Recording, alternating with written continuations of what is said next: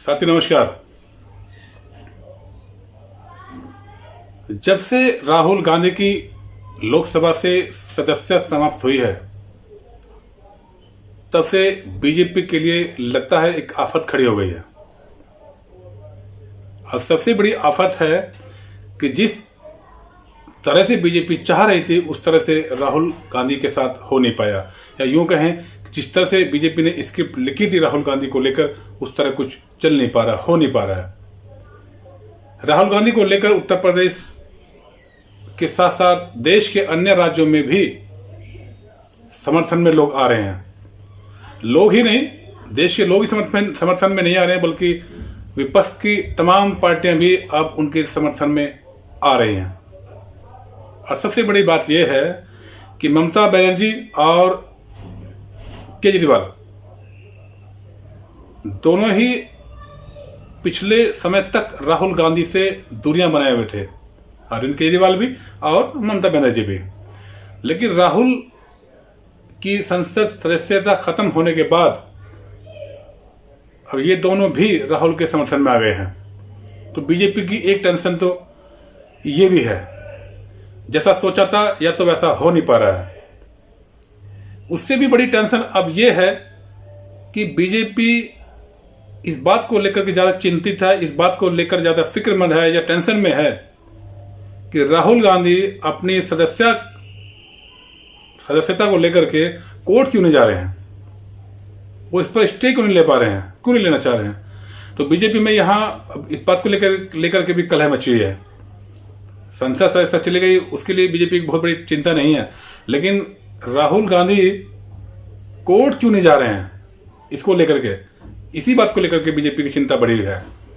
आज मीडिया से मुखातिब होते हुए भी गृह मंत्री अमित शाह ने ये बात कही भी है एक मीडिया संस्थान में कि राहुल गांधी को कोर्ट जाना चाहिए। अब तक तो उन्हें कोर्ट चले जाना चाहिए था, तो कोर्ट क्यों नहीं जा रहे हैं। तो ये दर्शाता है कि बीजेपी राहुल गांधी के कोर्ट ना जाने से भी बहुत चिंतित है, बहुत टेंशन में है।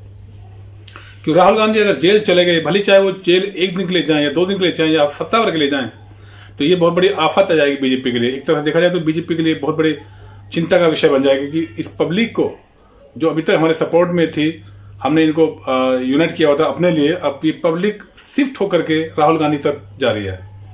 तो चिंता होना बीजेपी की लाजमी है। लेकिन देखने वाली बात होगी कि राहुल कोर्ट जाएंगे या नहीं जाएंगे, ये तो आने वाला अब वक्त ही बताएगा आगे क्या होने वाला है। दूसरी बात यह है कि पिछले कुछ समय से नितिन गडकरी की वजह से भी बीजेपी चिंतित है। हाल ही दिनों में नितिन गडकरी ने कहा है कि मैं अब राजनीति छोड़ने का मन करता है। राजनीति में अब ऐसी चीज़ें आ गई हैं जैसी मैंने कभी कल्पना नहीं की थी, और अब शायद मुश्किल है कि मैं आगे की राजनीति कर पाऊंगा।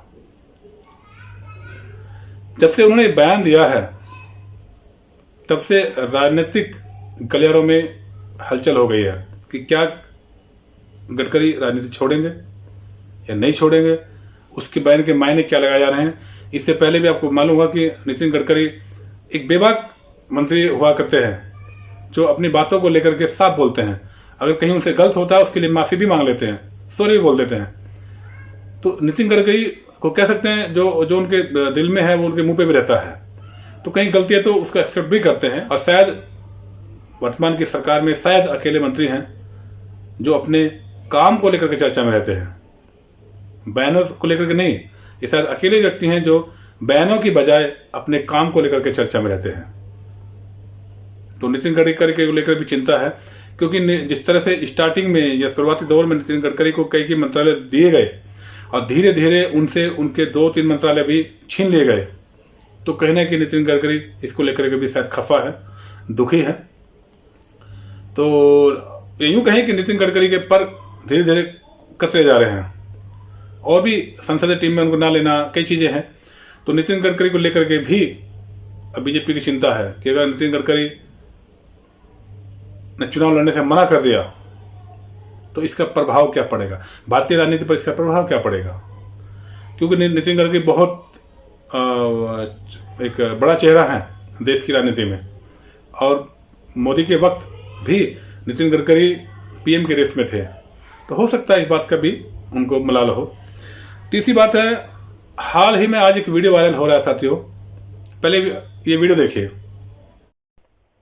साथियों, ये सड़क उत्तर प्रदेश के गाजीपुर में 5 दिन पहले ही बनाई गई थी, और जब वहाँ के विधायक को ये पता चला तो उन्होंने जूते की नोक से ही ये सड़क उखाड़ फेंकी।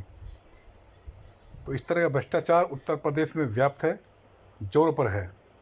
तो देखा आपने वीडियो, उत्तर प्रदेश की सड़कों को लेकर योगी या योगी के मिनिस्टर हमेशा बखान करते हैं। हमारे यहाँ तो एरोप्लेन इस पर उतर रहा है, फाइटर प्लेन रोड पर उतर रहे हैं, तो शानदार रोड बन रहा है, यहाँ से लेकर वहाँ तक, वहाँ से लेकर यहाँ तक सड़कों को जाल बिछा दिया है।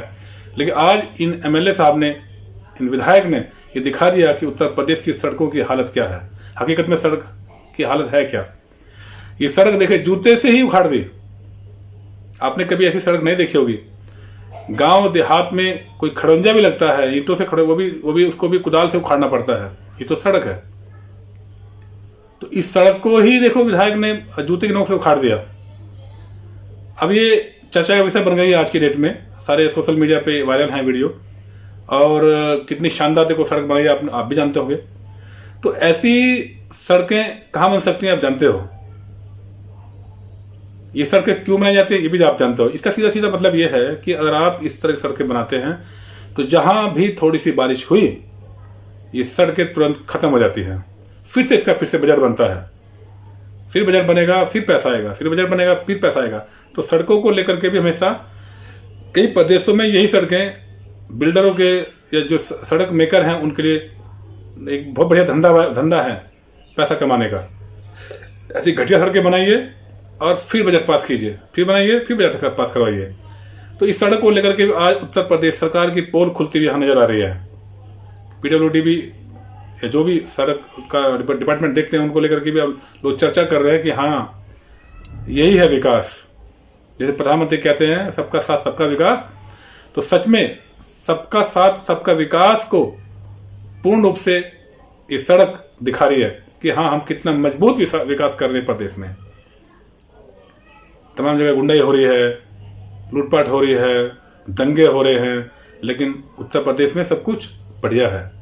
आइए आप उत्तर लखनऊ में मुस्कुराइए। लखनऊ में आजकल आपने देखा ही होगा पिछले समय से क्या हो रहा है, रामनवमी पर क्या हुआ, ये सब आपको जग जाहिर है।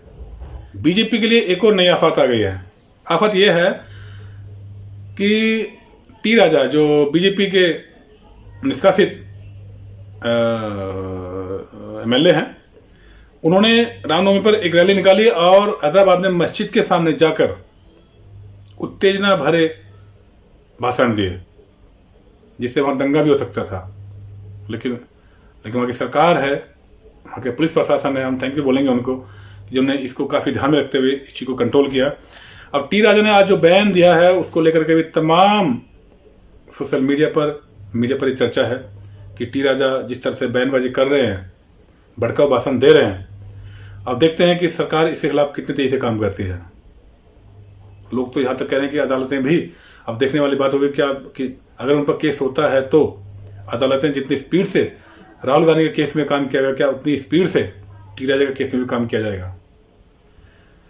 तो खैर, पब्लिक के सवाल है, और पब्लिक का तो भाई काम है सवाल उठाना। वो तो देखती है सब कुछ, वोट देती है, तो उसको अधिकार भी है सवाल पूछने का कि देश में हो क्या रहा है, क्यों हो रहा है। तो साथियों, आज की वीडियो में इतना ही। फिर चर्चा करेंगे एक और नए मुद्दे को लेकर के।